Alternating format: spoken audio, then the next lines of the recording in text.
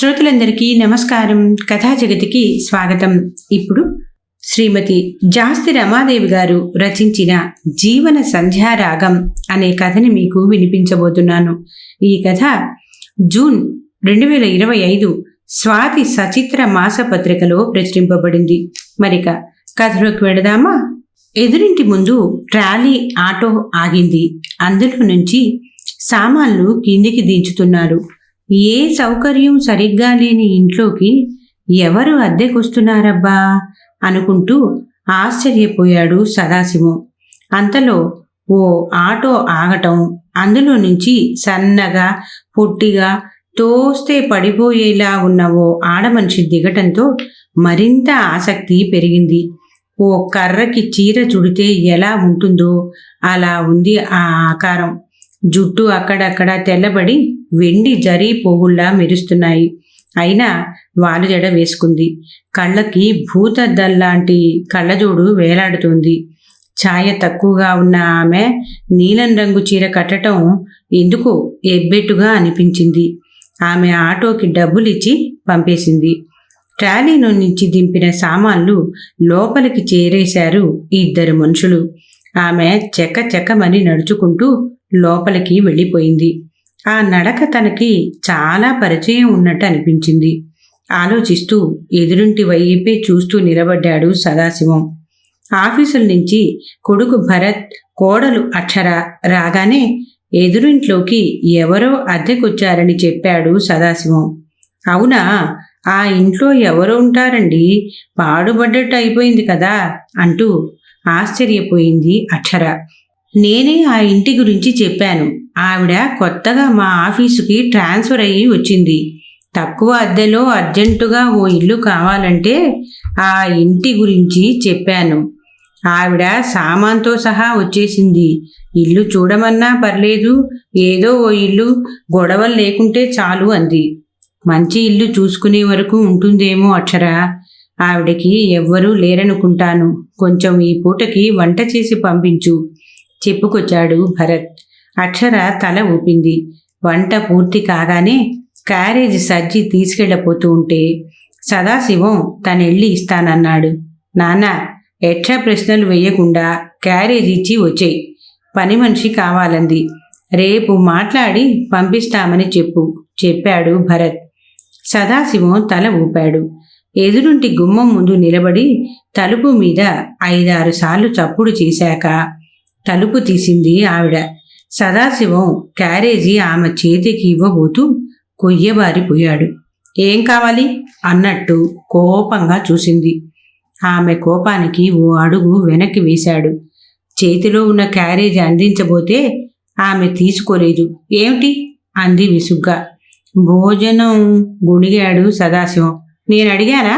వద్దు అంటూ తలుపులు దబ్బుమని మూసుకుంది. సదాశివం 2 అంగల్లో ఇంటికొచ్చి పడ్డాడు. ఏమైంది?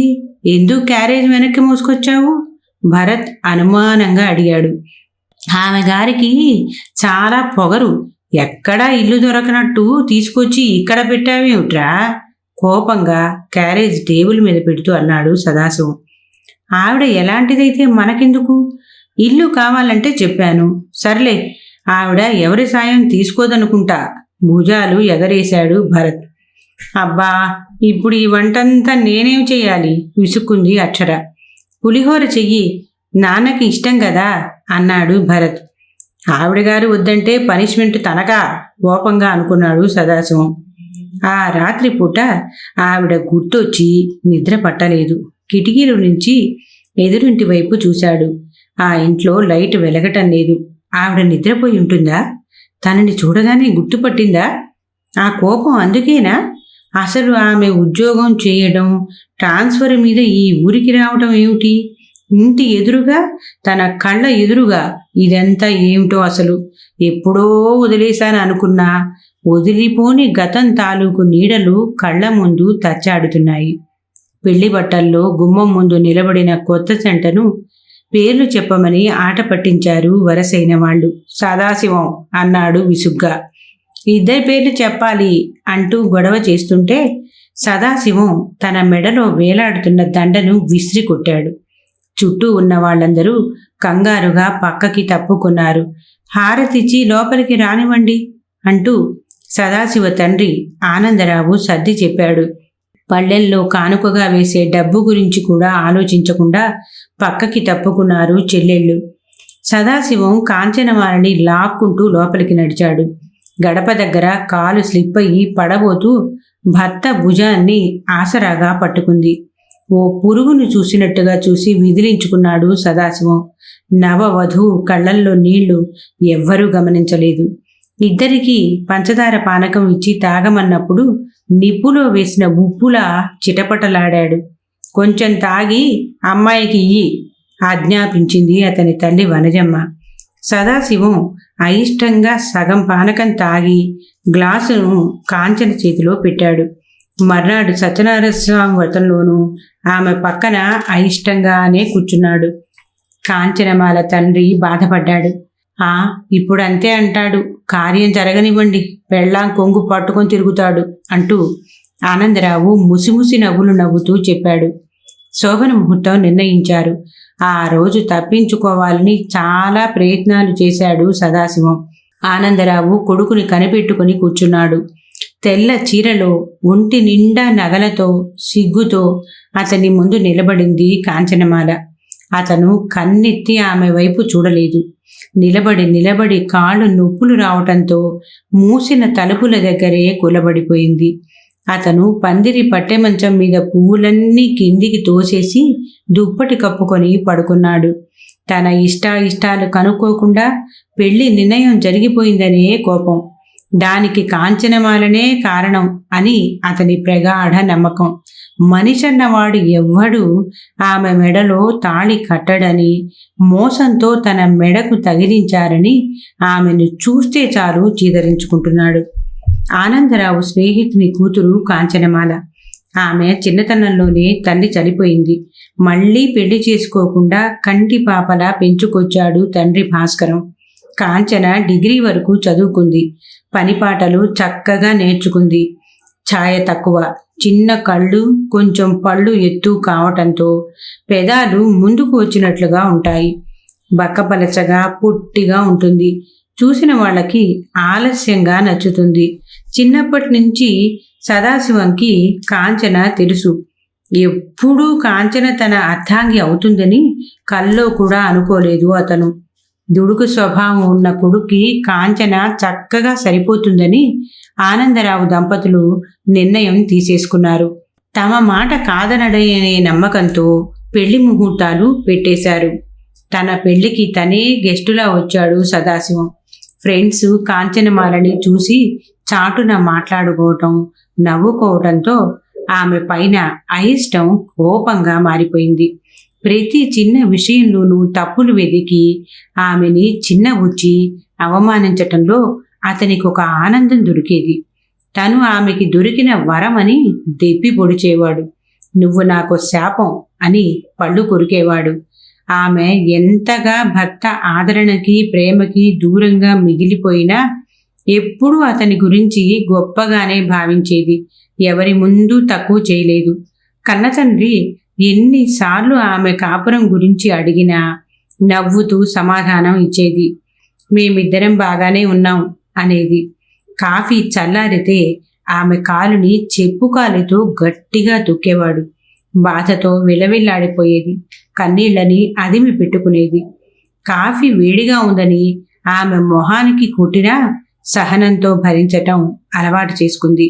ఆమెకి అతనంటే ప్రాణం. చిన్నప్పటి నుంచి ప్రేమ. ఓ బిడ్డ పుడితే మారతాడు అతనే అనుకునేది. అతను ఎప్పటికైనా తనని ప్రేమిస్తాడనే నమ్మకంతో ఎదురు చూసేది. అయిష్టతతో చేసే దాంపత్యం ఎంత నరకంగా ఉంటుందో ఆమె అనుభవిస్తూ కూడా అతని ప్రేమ కోసం పరితపించేది.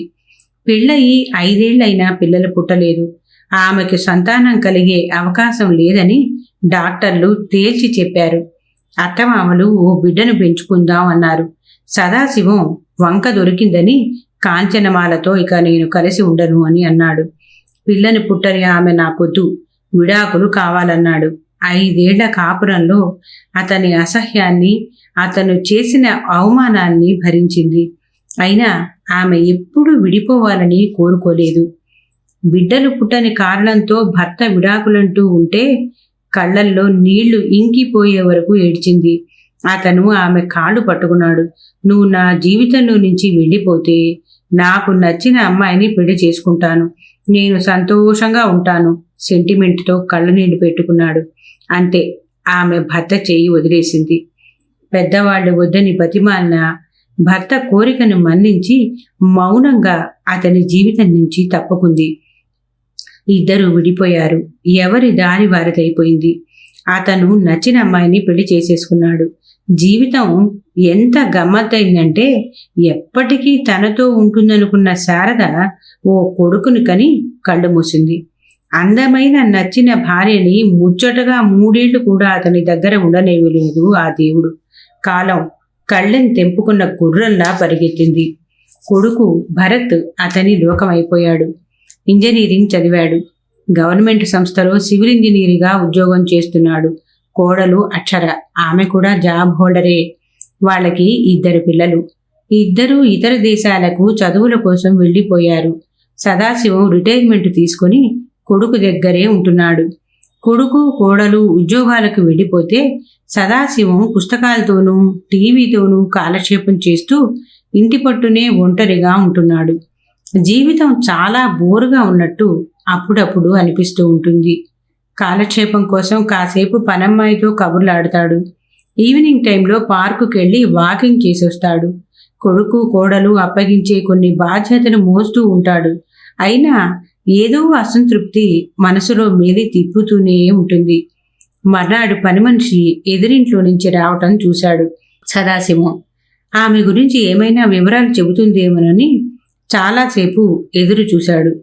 సిన్ని సిన్ని కోరికలంట శ్రీనివాసుడు నన్నడగా అన్నుల మిన్నాల మేల్మంగ అతని సన్నిధి కొలువుంటా రాగం తీస్తూ ఇంట్లో పనులు చేసుకుంటోంది మాలతి. మాల, ఎదురింట్లోకి ఎవరో వచ్చినట్టున్నారు. నువ్వు ఆ ఇంట్లో పనిచేస్తున్నావా? ఎవరెవరు ఉంటారా ఇంట్లో? మృదువుగా అడిగాడు సదాశివం. మీరెప్పుడెప్పుడు అడుగుతారా అని చూస్తున్నానండి. ఆ ఇంట్లో ఒంటికాయ సొంటికొమ్ములాగా ఆ అమ్మ ఒక్కళ్ళే ఉంటారండి. మొగుడు గట్టా లేనట్టున్నారండి. మన అచ్చరమ్మ చెప్పారని పనికి వెళ్ళానండి. అమ్మగారు, మీ పేరేంటండి అని అడిగానండి. నీకు పని కావాలనా నా పేరు కావాలనా అన్నారండి కోపంగా. భయం వేసిందండి. నాకెందుకు లెమ్మని పని చేసుకుని వచ్చేశానండి అంటూ గుక్క తిప్పుకోకుండా చెప్పుకొచ్చింది మాలతి. నిన్న తనకు జరిగిన సన్మానం గుర్తొచ్చింది. దానికి తగిన రిటర్న్ గిఫ్ట్ ఎలాగైనా సరే ఆమెకు ఇవ్వాల్సిందే. అతనిలో ఓ చిలిపి ఆలోచన మొదలైంది. మాలతి పనులు ముగించుకొని వెళుతూ ఉంటే పులిహోర తీసుకొని వెళ్ళమన్నాడు. పేపర్ తిరిగేస్తూ ఎదురింటి వైపు చూస్తూ అరుగు మీద కూర్చున్నాడు సదాశివం. అరగంట తర్వాత ఎదురింటి తలుపులు తెరుచుకున్నాయి. చేతిలో చెత్తబుట్టతో బయటకొచ్చింది ఆమె. నిలువవే వాలు కనులదాన వయారి హంస నడకదాన నీ నడకలు హొయలున్న విజాన నువ్వు కులుకుతూ గలగల నడుస్తూ ఉంటే నిలువదే నా మనసు. ఛీ, సిగ్గులేదు. డస్ట్బిన్లో చెయ్యి వేయకుండానే గబా గబా లోపలికి వెళ్ళి తలుపేసుకుంది. చెప్పలేనంత ఆనందం కలిగింది సదాశివంకి. అతని అహం రిలీఫ్గా ఫీల్ అయింది. ఆ రోజు ఆమె ఆఫీసుకు సెలవు పెట్టిందేమో. సాయంత్రం వరకు తలుపులు తెరుచుకోలేదు. భరత్ ఆఫీసు నుంచి రాగానే అడిగాడు, నాన్న, మాలతి ఎదురింటికి పనికి వెళ్ళిందా? ఆవిడ ఈరోజు ఆఫీస్కి రాలేదు, ఏమైందో తెలుసుకోలేకపోయావా అని అడుగుతుంటే చిర్రెత్తుకొచ్చింది. ఏమో, ఎవరికి తెలుసు, మాలతి అయితే వెళ్ళినట్టే ఉంది, కోడలిచ్చిన టీ తాగుతూ అన్నాడు. పాపం, ఆవిడకి ఎవ్వరూ లేరట నాన్న, కాస్త కనుక్కుంటే తప్పే ఉంది అంటూ తనే వెళ్ళి కనుక్కొని వచ్చాడు భరత్. కొడుకు ఏం తెలుసుకొని వచ్చాడా అని ఎదురు చూస్తూ ఉన్నాడు. ఒక్కతే సామాను సర్దుకోవటం వల్ల నీరసం వచ్చేసిందట. ఏమైనా కావాలంటే సాయం చేయమని చెప్పాను కదా నాన్న. నిష్ఠూరంగా కొడుకు అంటుంటే కోపం వచ్చింది సదాశివంకి. బోడి 4 సామాన్లు ఉన్నాయి లేరా, వాటికే నీరసం వస్తుంది ఏమిటి? అయినా ఆవిడ అడగకుండా ఎవరు సాయం చేస్తారు? ఉసురుగా అన్నాడు.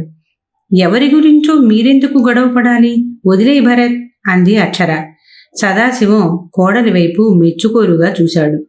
పేరుకి కాంచనమాల. అసలు ఆ పేరుకి ఆమెకి ఏమైనా పోలికుందా? పగలు చూస్తే రాత్రి కల్లోకొచ్చే రూపవతి. స్వగతంలో గొణుక్కున్నాడు. మాలతి ఎప్పుడు వచ్చి ఎదురింటి కబుర్లు చెబుతుందా అని ఎదురు చుట్టంతో రోజు మొదలవుతోంది సదాశివంకి.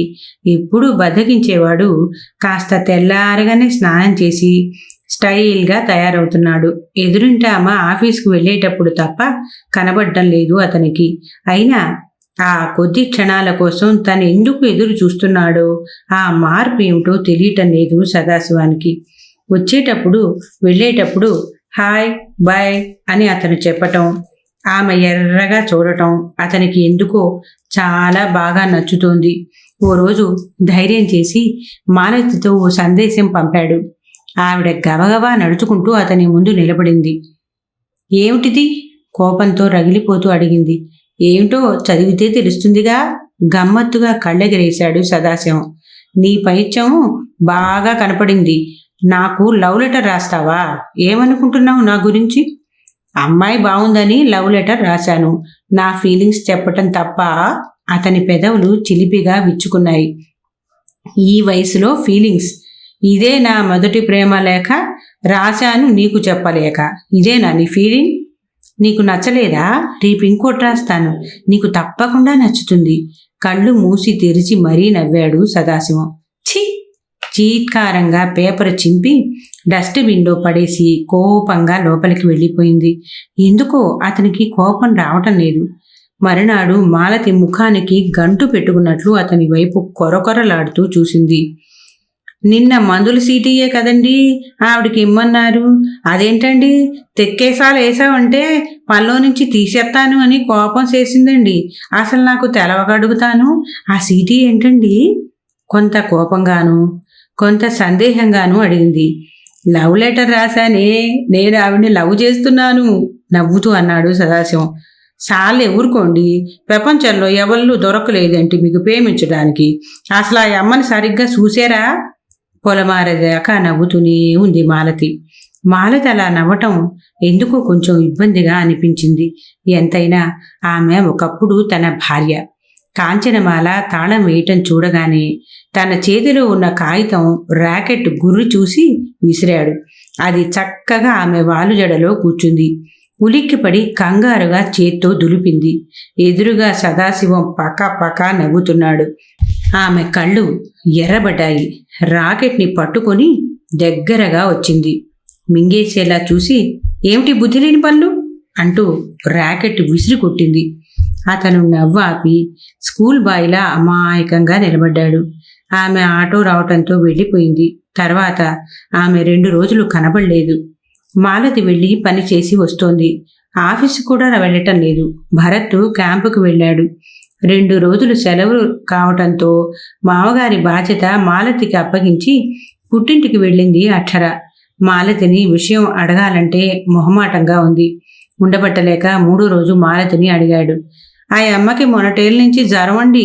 పాపం చూసుకునేటోళ్ళు, ఏలకింత చేసి పెట్టేటోళ్ళు ఎవరున్నారండి? అలాగే మంచం మీద ఒళ్ళు తెలవకుండా పడుంది. మందుల షాపులో ఏదో టేబ్లెట్ తెమ్మంటే పట్టుకొచ్చానండి. టీ బన్ను ఇచ్చాను గాని నోటికి పోవటం లేదని అట్టాగే పడుకుంది. భరత బాబన్నా ఉంటే డాక్టర్ని పలిసేటోరు జాలిగా అంది. సదాశివం కాలు నిలవలేదు. తనకి జ్వరం వస్తే రాత్రి పగలు మేలుకొని ఎంత శ్రద్ధగా చూసుకునేది. ఇప్పుడు ఓ అనాథలా పడుంది అనే భావనే అతనికి నచ్చలేదు. వీధి చివర ఉండే డాక్టర్ని వెంట పట్టుకుని వచ్చాడు. చనువుగా ఆమె ఇంటి తలుపు తట్టాడు. తలుపులు దగ్గరగా వేసుండటం వలన వెంటనే తెరుచుకున్నాయి. ఆమె ఎర్రగా చూడలేదు. మనిషి చాలా నీరసంగా కనబడుతోంది. డాక్టర్ ఆమెను టెస్ట్ చేసి 2 ఇంజెక్షన్లు ఇచ్చాడు. టాబ్లెట్స్ రాసిచ్చాడు. తగ్గకపోతే టెస్టులు చేయించాలి. ఆమెను ఎవరో ఒకరు దగ్గరుండి చూసుకోవాలి. మా హాస్పిటల్లో చేర్పిస్తే నర్సులు చూసుకుంటారు అన్నాడు డాక్టర్. నేను చూసుకుంటాను అన్నాడు సదాశివం. డాక్టర్ని కాసేపు ఉండమని టాబ్లెట్స్ తీసుకొని వచ్చాడు. ఆమె ఏమీ తినలేదని మాలతి చెప్పింది. సదాశివం ఇంటికెళ్ళి పాలు వేడి చేసి తీసుకొచ్చాడు. ఆమెను లేపి కూర్చోబెట్టాడు. ఆమె ఒంటి వేడి నిప్పుల సెగల కాలిపోతోంది. మూసిన కళ్ళు తెరవలేకపోతుంది. సదాశివం బ్రెడ్ పాలల్లో ముంచి తినిపించాడు. అయిష్టంగా మింగింది. వెంటనే బయటికి వచ్చేసింది. అతని షర్టు మొత్తం పాడైపోయింది. ఆమె కంగారుగా లేవబోతూ ఉంటే అతను వారించాడు. ఆమెని పడుకోబెట్టి సింక్ దగ్గరికి వెళ్లి షర్టు శుభ్రం చేసుకున్నాడు. ఆమెతో టాబ్లెట్స్ మింగించాడు. నీరసంగా పడుకుండిపోయింది. ఇంటికి వెళ్లకుండా తన పక్కనే కూర్చున్నాడు. ఎందుకో తెలీదు, ఆమె బాధ్యత మోస్తూ ఉంటే బాగున్నట్టు అనిపించింది. తడిబట్టతో తొడవమని డాక్టర్ చెప్పడంతో తుడుస్తూ కూర్చున్నాడు. కాసేపటికి ఒళ్ళంతా చెమట పట్టేసింది. జ్వరం తగ్గినట్లుంది. అతను ఇంటికి వెళ్లి సూప్ తయారు చేసి తెచ్చి ఆమెకు తాగించాడు. అతన్ని వెళ్ళమన్నట్టు సైగ చేసింది ఆమె. మర్నాడు మాలతి వచ్చే వరకు అతను కంటి మీద కునుకు లేకుండా కనిపెట్టుకుని ఉన్నాడు. అతని కళ్ళను చూసి ఆశ్చర్యపోయింది మాలతి. ఈయన నిజంగానే ఈ అమ్మని ప్రేమించాడా ఏమిటి? బుర్ర గోక్కుంది. సదాశివం మాలతిని కాంచన దగ్గర ఉండమని చెప్పి ఇంటికి వెళ్లి ఫ్రెష్ అయి వచ్చాడు.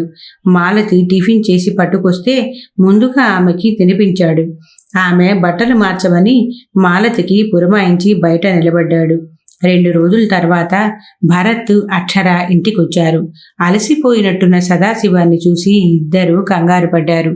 తన కోసం ఆలోచించడానికి, బాధపడ్డానికి తన వాళ్ళున్నారు. పాపం ఆమెకెవరున్నారు?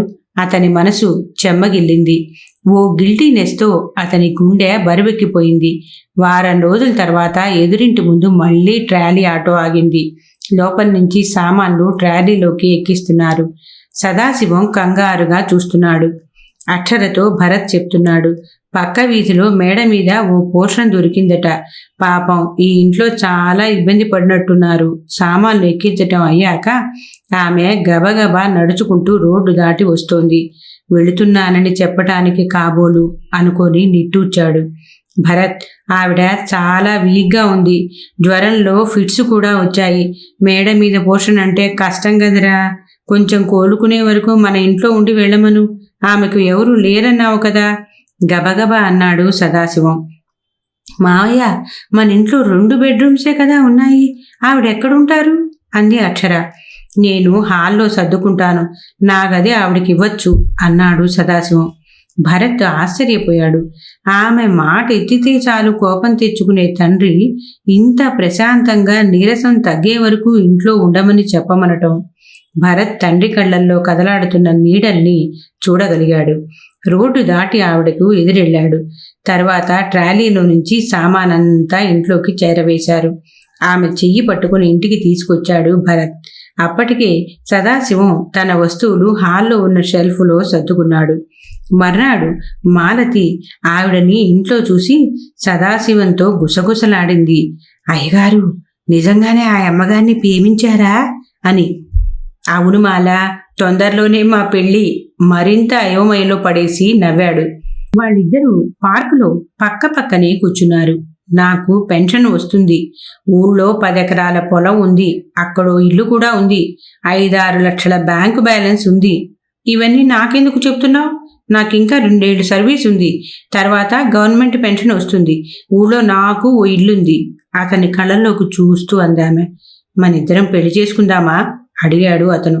వద్దు, మరోసారి నేను ఓడిపోలేను. నేనెలా నిన్ను నమ్మగలను? ఆమె మొహం తిప్పుకుంది. నేను విషయం సిగ్గు లేకుండా చెప్తున్నాను. శారదతో పెళ్ళైన క్షణం నుంచి నేనేదో సంతోషంగా ఉన్నానని నువ్వు అందరూ అనుకొని ఉంటారు. కానీ ప్రతి క్షణం నీ గురించే ఆలోచించేవాడిని. అదేమిటో నాకు అర్థమయ్యేది కాదు. నువ్వు వెళ్ళిపోతే సంతోషంగా ఉంటాననుకున్నాను. కానీ సంతోషంగా లేను కాంచన. మళ్ళీ నిన్ను చూశాకే తెలిసింది, సంతోషం అనేది మనసుకు సంబంధించిందే కానీ శరీరానికి సంబంధించింది కాదని. I love you Kanchanamala. ఓ గడ్డి పువ్వుని ఆమెకిచ్చి ప్రపోజ్ చేశాడు అతను. ఆమె మౌనంగా వింటోంది. ఆమె కళ్ళ నిండుగా కన్నీళ్లు. కలలన్నీ పూలగుత్తులై పార్కులో పూసినట్టున్నాయి. నిన్ను స్కూటీ మీద మీ ఆఫీసులో డ్రాప్ చేస్తాను. లేట్ అయితే ఎదురొస్తాను. అలసిపోయి వస్తే కాఫీ చేసిస్తాను. నిద్ర పట్టకపోతే కాళ్ళకి నూనె రాసి మసాజ్ చేస్తాను. ప్రతిరోజు నీతో పార్కుకు వస్తాను. సండే నిన్ను సినిమాకి తీసుకెళ్తాను. కావాలంటే నీతో ఇల్లరికం వచ్చేస్తాను. ఇంక చాలు బావా, ఇంటి దగ్గర మన కోసం పిల్లలు ఎదురు చూస్తూ ఉంటారు, నవ్వుతూ చెయ్యి అందించింది ఆమె. కాంచన, చాలా కాలం తర్వాత నువ్వలా బావా అని పిలిస్తే బావుంది అంటూ కళ్ళెగరేశాడు సదాశివం. ఆ క్షణంలో సంధ్య వెలుగులు ఆమె మోవిలో అందంగా మెరిశాయి. వాళ్ళిద్దరి చేతులు ఇష్టంతో కలుసుకొని ఊసులాడుకుంటున్నాయి. కథ సమాప్తం. ఈ కథ మీకు నచ్చినట్లయితే లైక్ చేయండి, షేర్ చేయండి, కామెంట్ చేయండి. అలాగే తప్పకుండా సబ్స్క్రైబ్ చేస్తారు కదూ. మరి ఉంటానండి, మీ భాగవతుల పద్మ.